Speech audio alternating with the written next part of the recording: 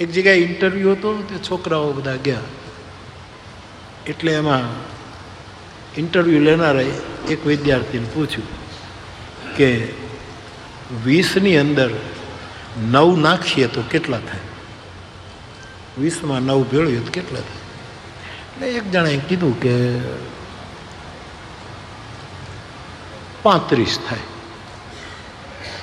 એટલે ઓલાએ કીધું તમે જઈ શકો છો. બધાએ પૂછ્યું કેમ થયું? ભાઈ મેં તો આમ કીધું, પણ આવું ખોટું તો ના પાસે થાય. એના પછી બીજાનો વારો આવ્યો કે 20માં 9 નાખીએ તો કેટલા? તો 45 થાય. ઉદાર મતીય, ઉદારો આપણે શું કામ ઓછા કરો? 45. તમે જઈ શકો છો. અને છેલ્લો જે સાવ ઠોઠ હતો એ ગયો, નોકરીમાં સિલેક્ટ થઈ ગયો. એને પહેલાં પૂછ્યું કે 20માં 9 ભેળવીએ તો કેટલા થાય? તો કે 28. હવે જવાબ તો ખોટો જ છે. પાસ થઈ ગયો.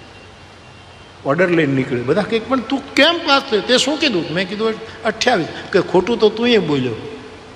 તો એ કેમ પાસ થઈ ગયો? કે ખોટું તો હું બોલ્યો, પણ સત્યની નજીક આંકડો હતો.